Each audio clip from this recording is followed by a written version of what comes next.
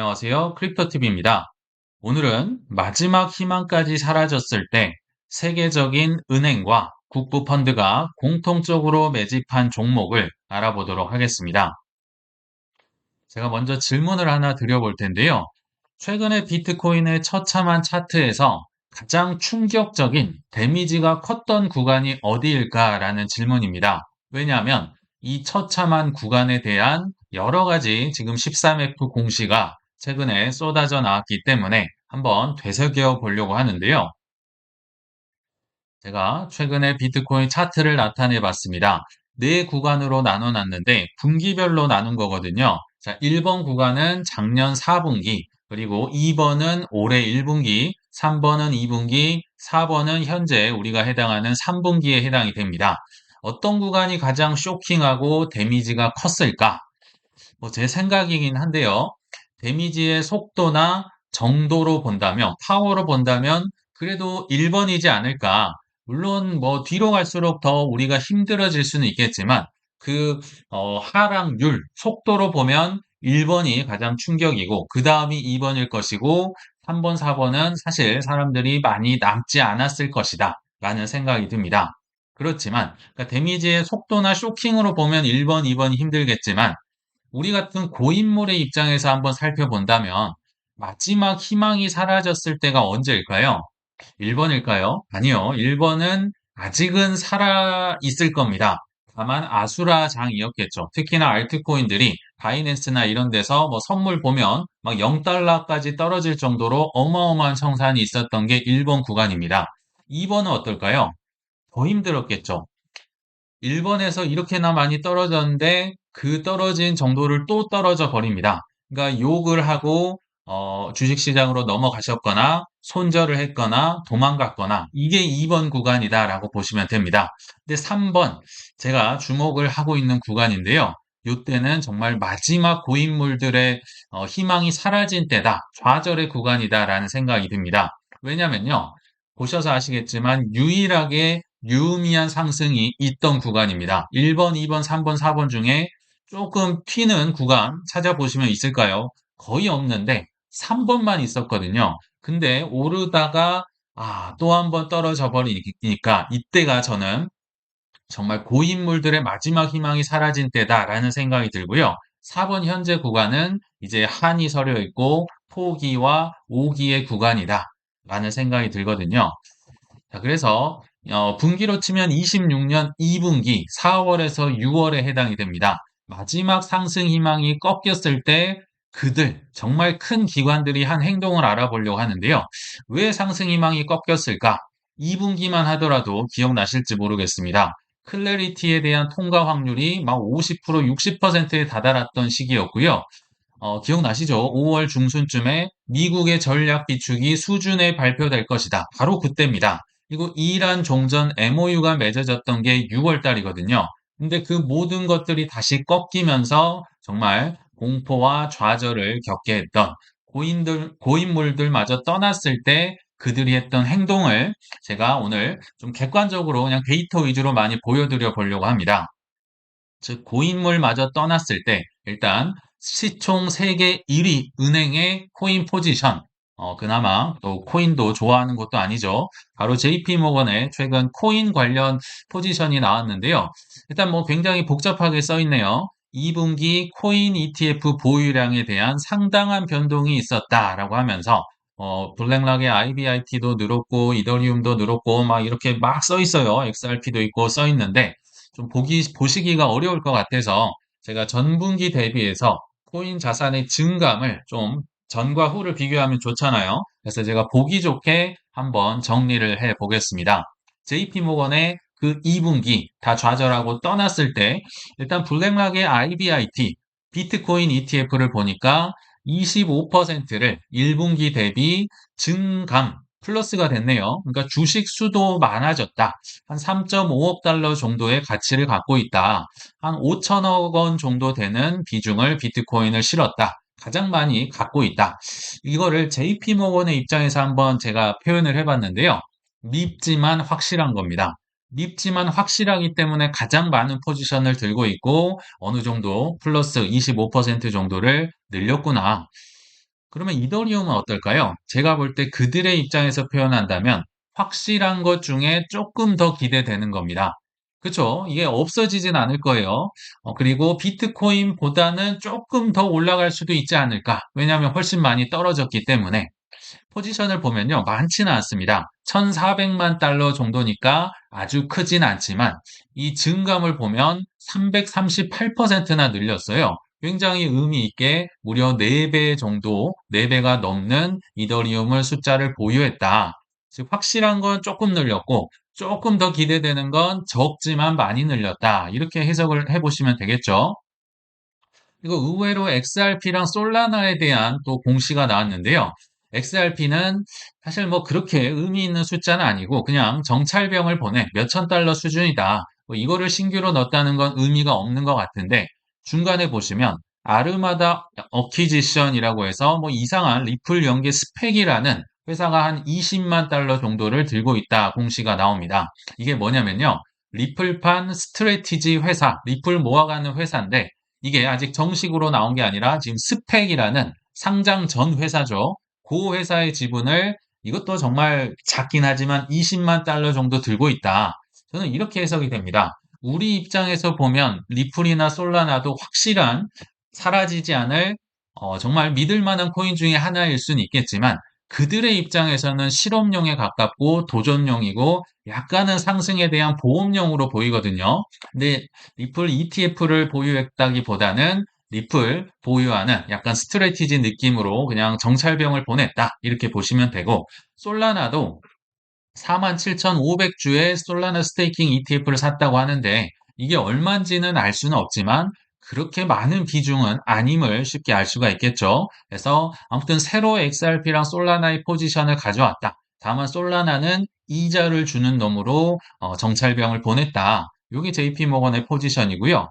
자, 요게 조금 더 의미가 있다라고 보입니다. IBIT, 즉 블랙락의 비트코인 ETF 콜옵션과 풋옵션을 샀는데요. 콜옵션, 즉 상승에 베팅한 거는 소폭 증가를 한 반면 풋옵션은 원래부터 더 많이 들고 있었는데 꽤나 많이 줄였음을 알 수 있습니다. 즉 상승 대비 약간 작은 보험의 성격으로 상방에 베팅을 하고 있는데요. 이게 왜 의미가 더 있냐라고 본다면 위에 있는 모든 ETF들은 사실은 고객의 돈일 가능성이 훨씬 많습니다. 그렇죠? 뭐 물론 고객의 돈이라고 해서 잃으면 안 됩니다.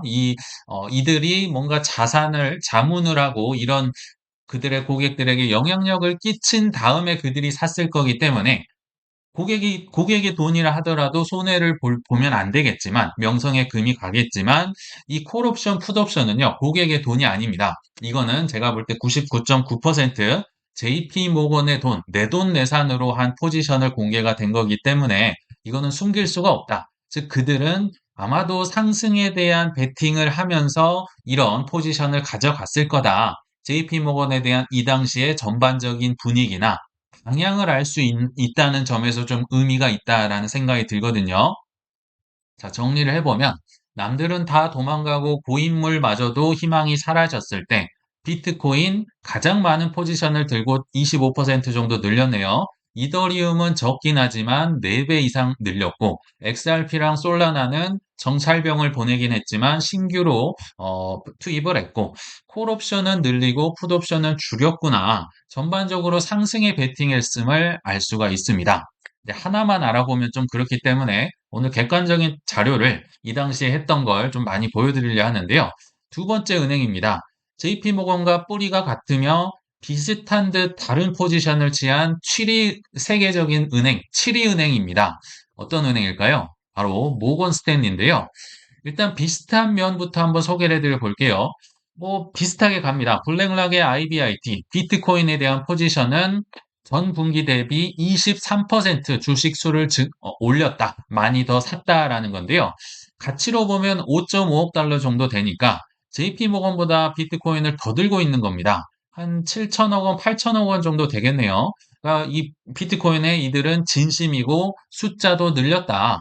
좀 얘기를 해보면 확실한 것을 좀 많이 들고 있고 더 플러스했다 알 수 있겠죠. 그리고 밑에 보시면 모건 스탠리의 비트코인 트러스트 ETF 상품이 있습니다. 이들은 대형 은행 중에서 최초로 ETF 상품을 만들 정도로 최근에 좀 열정 있는 곳으로 바뀌었죠. 한 4,300만 달러 정도, 뭐 블랙락에 비하면 한 10분의 1 수준이긴 하지만 자사 상품도 이제 매입을 시작했구나. 왜냐하면 신상품이 나왔으니까요. 그래서 정리를 해보면 정말 확신한 거는 바이 더 딥을 했고 자사 상품을 추가를 했다. 이 정도로 좀 확인을 해보시면 될 것 같고요. 그럼 이더리움에 대한 포지션, 확실한 것 중에 조금은 더 기대되는 거라고 저는 생각이 되거든요.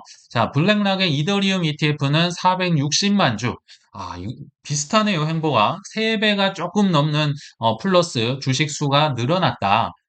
이게 가치는 안 나왔는데요. 현재 가치로 제가 얼추 계산을 해보니까 1억 달러 정도 되는 것 같아요. 한 뭐 1,300억, 1,400억 원 정도의 포지션을 2분기에 짜잔하고 새로 샀다. 그쵸? 그리고 그레이스케일의 이더리움 뭐 스테이킹 달린 ETF도 510만 주다. 26% 정도를 늘렸구나. 즉 조금 더 기대되는데 사라지지 않을 것에는 공격적으로 매수를 했고 좀 스테이킹 붙은 것도 추가를 했다. 이게 이제 이들의 약간 공통적인 비슷한 느낌이 나고 있어요. 그리고 이들은 XRP는 제가 볼 때 확인이 안 됐고요. 솔라나는 확인이 됐는데 생각보다 의미 있는 비중이었습니다. 아까 JP모건처럼 뭐 20만 달러 뭐 이런 수준이 아니라 솔라나 스테이킹 붙은 게 425만 달러 상당. 없었는데 새로 산 겁니다. 피델리티의 솔라나 ETF도 220만 달러 상당. 즉 상승에 대한 그러니까 이들 입장에서는 확실하긴 확실한데 조금 위험하다고 생각되고 도전적이고 실험적인 뭔가 보험, 오르면 어떡하지? 보험인 겁니다. 이 보험과 또 이자를 주는 거에 같은 솔라나여도 스테이킹 붙은 거에 좀 더 2배 정도의 많은 포지션을 차지했음을 볼 수가 있겠죠. 이자 있는 거를 조금 더 샀다. 그러나 모건 스탠리는 좀 더 IB가 발달이 돼 있죠. 그래서 코인만 얘기를 드린 거고요. 코인 관련 주식 보유 비중은 조금 머리를 많이 쓴 흔적, 약간 전략의 흔적이 조금 더 보입니다. 그래서 코인 관련 주식에 대한 포지션도 모건 스탠리 걸 한번 보여드려 볼 텐데요. 자, 일단 서클이 굉장히 많이 늘었습니다. 1분기에 146만 주를 갖고 있었는데 2분기에 800만 주가 넘어가면서요. 대략 계산해도 6배 정도 되는 어마무시한 정말 플러스 6배를 늘렸으면 정말 확신이 있는 거겠죠. 즉 주식으로 볼 때도 확실한 거를 많이 늘렸는데 서클의 특징이 어떻습니까?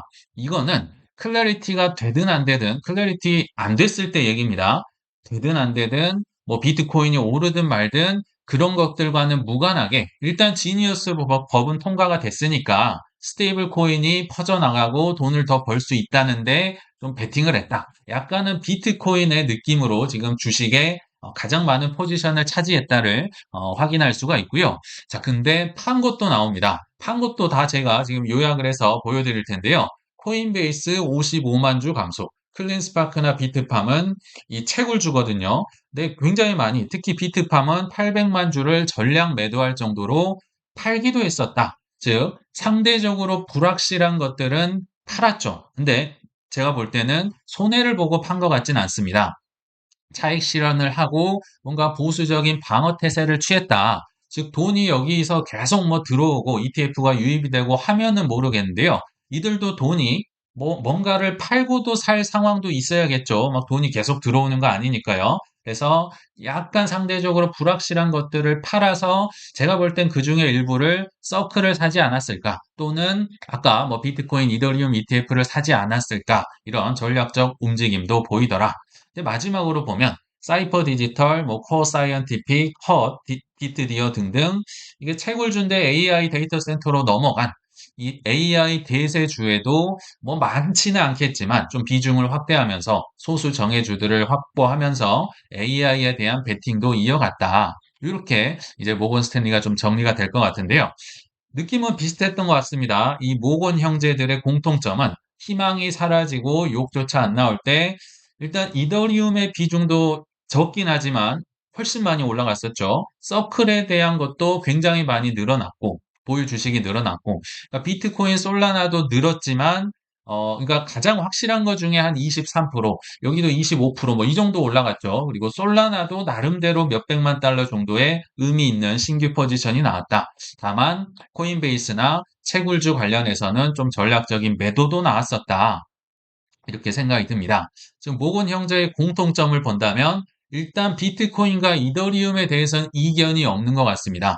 어떻게 맞춘 것도 아닌데 사실 완전히 다른 회사죠. 비트코인도 23%, 25%를 늘렸고 가장 많은 보유 비중을 갖고 있고 이더리움은 새로 추가를 했지만 적지만 굉장히 많이 3배에서 4배까지 올렸다. 다만 차이점이 있다면 파생 상품이나 XRP, 솔라나, 서클, 채굴주 이런 데서는 조금 차이를 보였다. 어, 좀 의미 있는 데이터인 것 같아서 가져와 봤고요. 하나만 더 가보겠습니다. 아까는 뭔가 코인을 좀 싫어하는 느낌, 전통 금융 중의 강자라고 본다면요. 이제 보수의 끝판왕입니다. 이 보수의 끝판왕들은 주로 국부펀드나 연기금을 가리킵니다. 왜냐하면 투자 액수가 너무너무너무 크기 때문에 이거 잘못 삐끗하다가는 큰일 날 수 있겠죠. 그래서 사실 코인을 그렇게 좋아하지 않는 곳들인데 자, 일단 세계 1위 국부펀드의 포지션이 최근에 공개가 돼서 한번 살펴보도록 하겠습니다. 1위가 노르웨이고요. 2위 국부펀드가 일본인데 사실 1위, 2위 큰 차이는 없습니다. 그리고 3위가 우리가 잘 아는 국민연금인데요. 최근에 4위, 미국은 주별로 있기 때문에 특히 연방정부쯤 쯤에서 뭐 퇴직연금, 그게 지금 한 국민연금과 3위, 4위를 왔다 갔다 한다고는 하거든요. 아무튼 대체적으로 볼 때는 한국의 국민연금이 3위, 뭐 이 정도로 보시면 됩니다. 네, 일단 1위를 한번 살펴보면 노르웨이 국부펀드는 암호화폐를 간접 노출을 하더라. 왜냐하면 아까 말씀드렸지만 코인 이런 거 별로 안 좋아하고요. 보수적이고요. 또 한국의 국부펀드는요. 심지어 코인 관련 투자가 불법입니다. ETF 자체도 없는데 불법이고 ICO도 불법인데 코인의 키움만 꺼내도 저 주식 샀는데요 하는 판국이잖아요. 이게 사실 세계적인 그런 뭐 트렌드다. 뭐 규정도 그렇고요. 이렇게 보시면 됩니다. 그래서 노르웨이도 사실 비트코인 ETF를 산 게 아니라 뭐 스트레티지 같은 DAT 기업을 샀다. 근데 그거를 이 비트코인 개수로 환산을 해보면 11,500개 정도 된다. 그래도 한 7억 달러 정도가 넘어간다라고 하거든요. 물론 뭐 이 큰 본인들의 운용 자산에 비하면 턱없이 작지만 그래도 1조 원이 넘는 돈입니다. 그거를 비트코인에 노출을 시켰다. 줄었는지 늘었는지 확인을 해보니까 전년 동기 대비해서도 60%가 넘게 더 샀다라고 하고요. 최근 6개월 대비해서도 20%가 넘을 정도로 사실 이건 스트레티지겠죠. 스트레티지에 대한 그래도 믿음을 보여줬다. 밑에가 좀 더 흥미로운데요. 이더리움에 대한 신규 포지션도 늘렸는데 없었어요. 근데 이더리움 ETF가 아니라 비트마인을 드디어 신규로 샀다. 뒤에서 금액까지 더 한번 살펴볼 텐데요. 왜 이렇게 DAT 기업을 살까? 현물 ETF가 지금은 있죠. 과거에는 없었지만 그럼에도 불구하고 사는 이유는요. 이 보수적인 분들은 사실 코인 안 사도 됩니다. 그쵸? 그렇게 돈이 많은데 굳이 논란이 있는 코인을 살 필요가 없다. 그래서 웬만하면 검증된 지수, 뭐 MSCI나 나스닥이나 뭐 러셀이나 이런 거에 들어가면 좋고요. 주식 중심으로 갈 수밖에 없습니다. 그리고 이런 걸 결정하는 분들이 보수적인 임원들이기 때문에 뭐 규정이 뭐 살 수 있다 하더라도 이렇게 주식 위주로 산다. 이건 좀 참고를 해주시면 좋을 것 같고요. 한국은 당연히 불법이라 안 되는 거고. 자, 그러면 좀 더 세부적으로 살펴볼 텐데요. 하는 김에 세계 1위 연기금, 3위, 14위까지 한 번에 알아보도록 하겠습니다. 먼저 노르웨이의 국부펀드인데요. 앞서 보셨듯이 11,500개 정도의 비트코인을 들고 있는 효과다. 뭐 전년 대비해서도 많이 늘었는데 11,500개라고 한다면 이 중에서 스트래티지 비중이 한 10,000개 정도다. 즉 스트래티지의 비중이 여전히 높고 많이 들고 있고 샀다.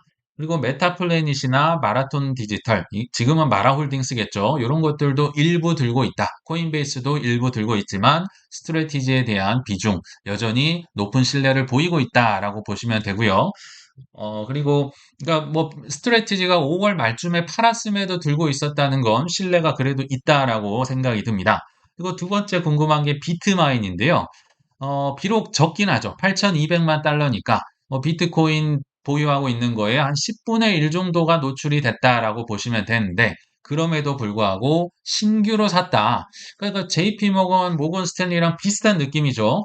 액수는 적지만 조금 더 기대되는 것에 많은 이제 뭐 보유량을 늘려간다. 3배를 늘렸다, 4배를 늘렸다, 신규로 추가를 했다. 이런 공통점이 있음을 확인할 수 있습니다.